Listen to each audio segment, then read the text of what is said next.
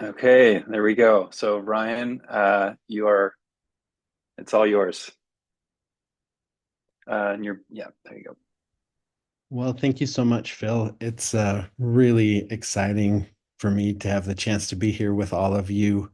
As many of the topics I'm going to speak with you about today are definitely unorthodox within my usual professional communities of trumpeters and jazz musicians.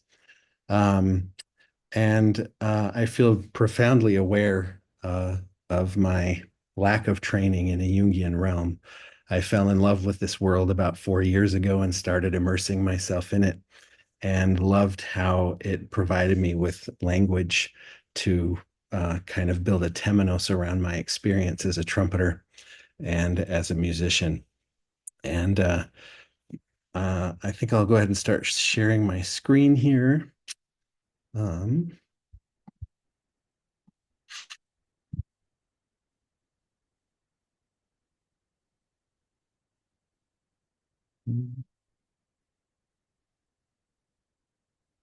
jump into my presentation. Um, so I wrote in my proposal for this presentation a little bit about an experience that I had where I was teaching a master class to a group of young musicians, and I performed for them. And one of the students raised their hand and asked, "How do you play with emotion?" And I couldn't really think how to answer them other than to actually demonstrate playing without any emotion and then playing with emotion on my trumpet. So the first thing that I did is I replayed the melody I had performed for them.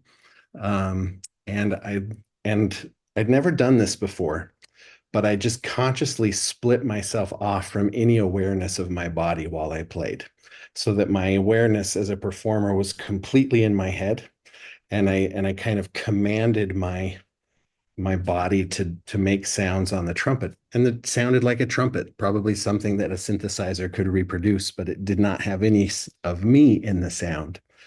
And then I demonstrated to the students how it sounded when I did drop my awareness into my body, connected with soma, and allowed the sound to come from there.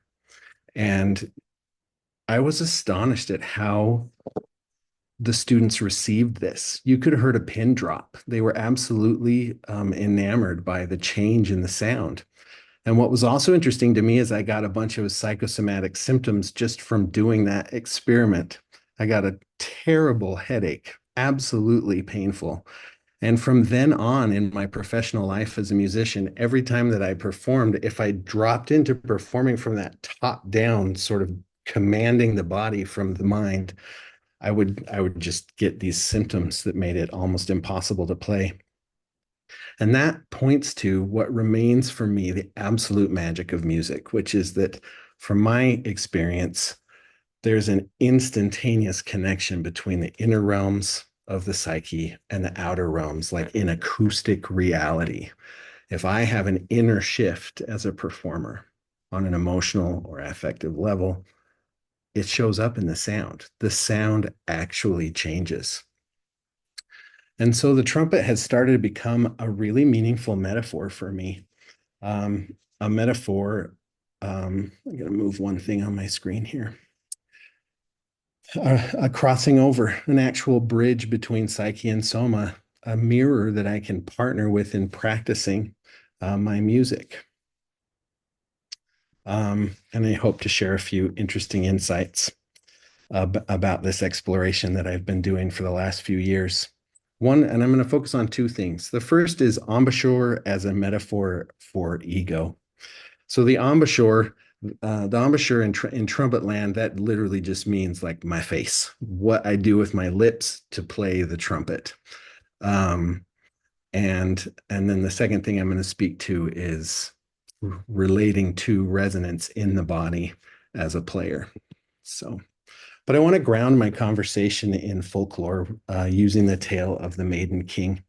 And for those who aren't really familiar with it, our protagonist in this tale is Ivan. And Ivan is destined to meet his beloved, who is arriving by ship on the waters. And his stepmother finds out that his beloved might arrive, and out of jealousy wants to stop Ivan from encountering the beloved. And so she hires a tutor and instructs him to insert a pin in the neck of Ivan, effectively splitting him into his head from his body so that he goes unconscious so that he cannot meet with his beloved. Eventually, he sees through this and through a series of adventures goes on a journey to try to encounter his beloved. And one of the most interesting parts of this journey to me is Ivan's encounter with the Baba Yaga, who in this version of the tale appears as a triplicity, so a lunar entity. And when he meets the first Baba Yaga, she challenges him by giving him a question that requires him to give a non-rational response. And luckily, because if he were to give a rational response, his skull would end up on her fence posts with the other skulls. But luckily, Ivan does not. He gives the non-rational response. He asks her a question. She doesn't know the answer. She sends him to the second Baba Yaga. That repeats. She sends him to the third Baba Yaga, and the third Baba Yaga prepares to devour Ivan, at which point Ivan requests to play the three horns that he sees there. And when he plays he starts out very gently, but then when he plays he goes the first, the second, the third horn, he plays it with his own voice. It summons a firebird, this beautiful phoenix image, who comes and rescues Ivan and continues him on his journey.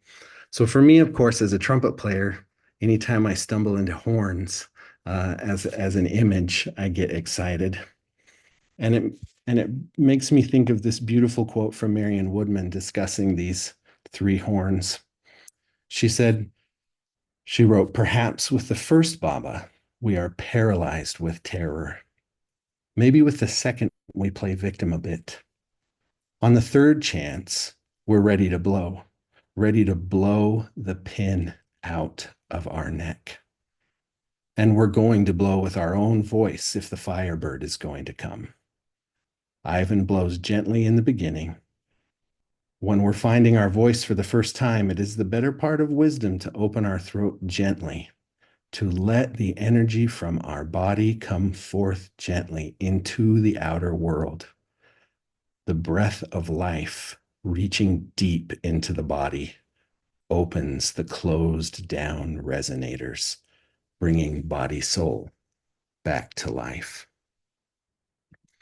And what I love about that quote is I resonate with it so much because I feel like those three horns and the way that Marion Woodman describes them maps onto my experience of three distinct kind of initiations as a professional trumpeter.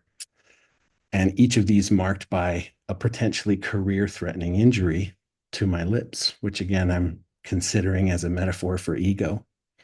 So the first was in 1996. I was an incredibly insecure young music student, rigidly attached to my identity as a musician. And there were a lot of external expectations to perform in a symphony orchestra concert that was coming up. And my embouchure broke. Like it would not work at all anymore. And the way that I had been using my embouchure was literally to relax the lip as inert flesh and pin it to the bones of my teeth with the mouthpiece of the trumpet.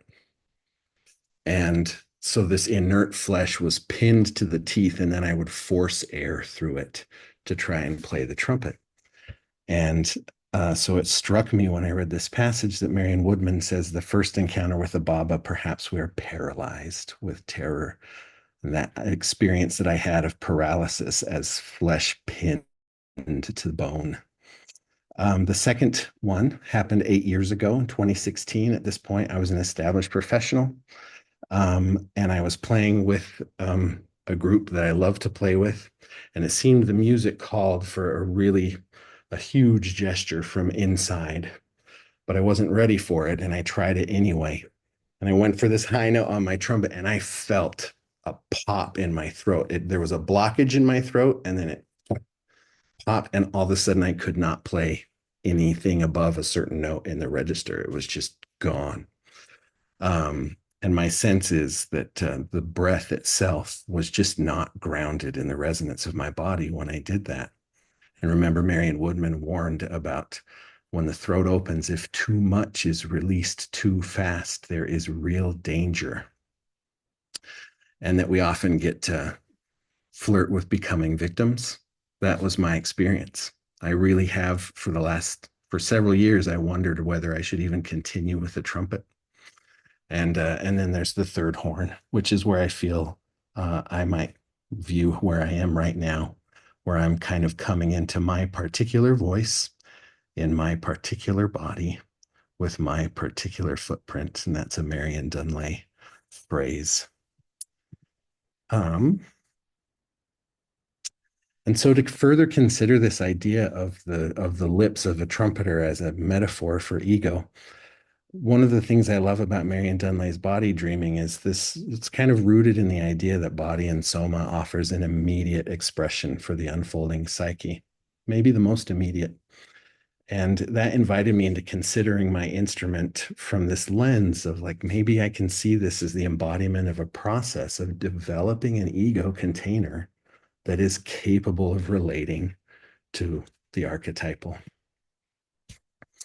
So quoting Marion Dunlea now, she says, Jung's understanding explains how psychic life develops when the ego is sufficiently strong to hold the tension of the opposites. And of course, she's quoting Jung's writings about the transcendent function.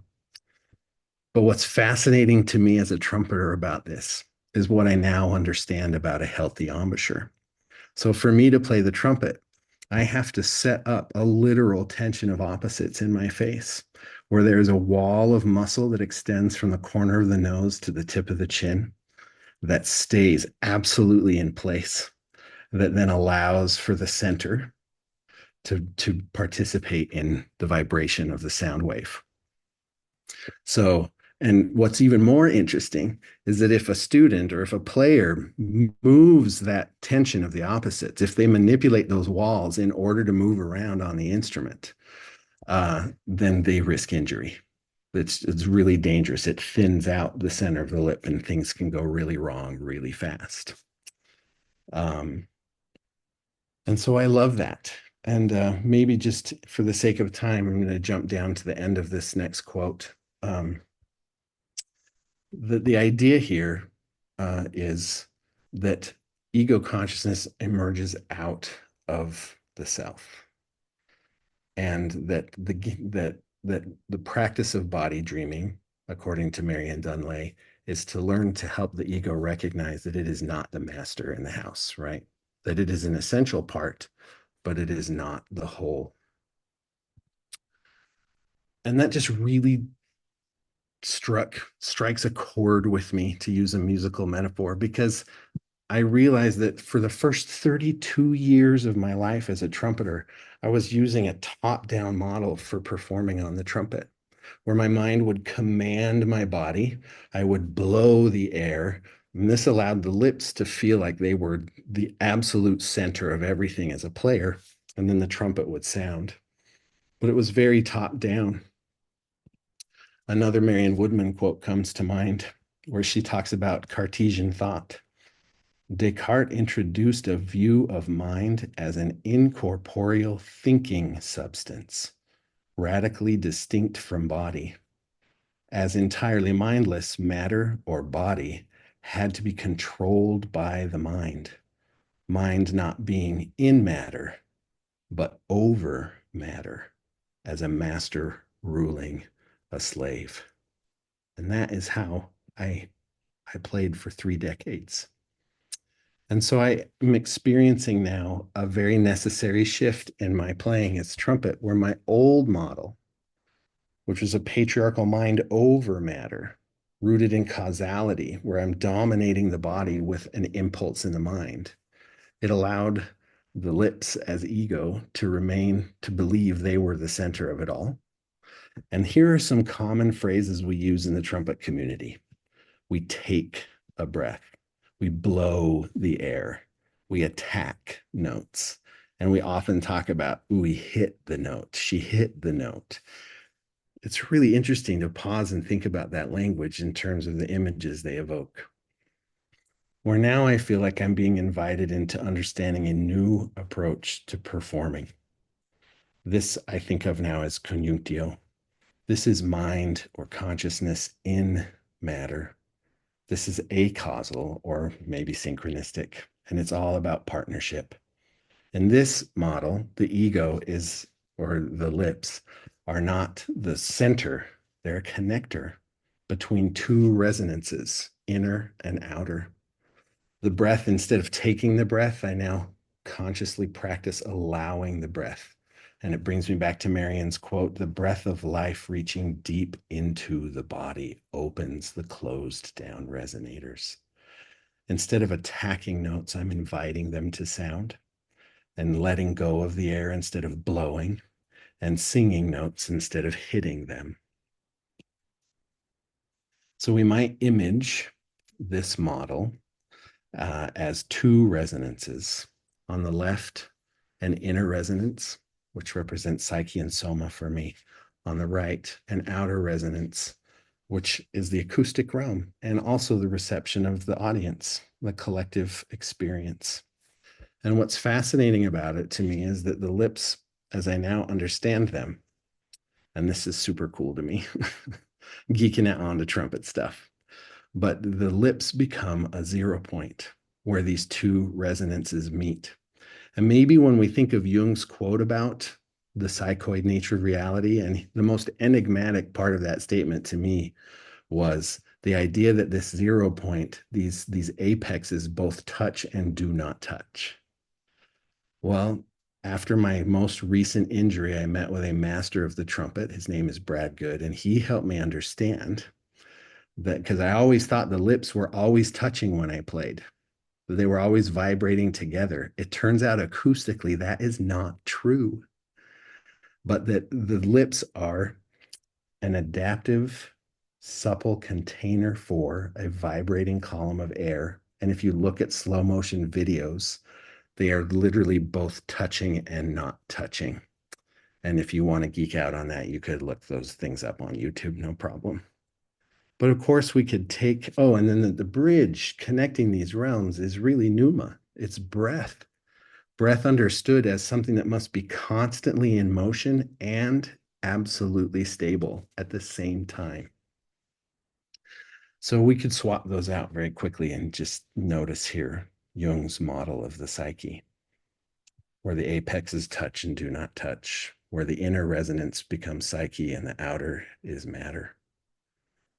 And maybe I'll probably skip that. We're probably all familiar with that quote by Jung about the nature of reality, of the psychoid nature of reality, where he says, our present knowledge does not allow us to do much more than compare the relation of psychic to material with two cones, whose apexes meeting in a real 0 point, touch and do not touch. And this calls to mind one of my favorite quotes from James Hollis, where he talks about this kind of synchronistic experience of resonance. Resonance is not something we create. Resonance is an autonomous response of our soul. Resonance, resonance, resounding, the tuning fork inside of us hums. When we feel a sense of resonance, we live our summons. If they're not lived, we're still enacting a life that is just a received script. Only through finding, risking, and living those truths that speak to us can we come home at last to ourselves. Thanks. Okay, thank you so much, Ryan. So I'm going to stop the recording, and then we'll have a few minutes for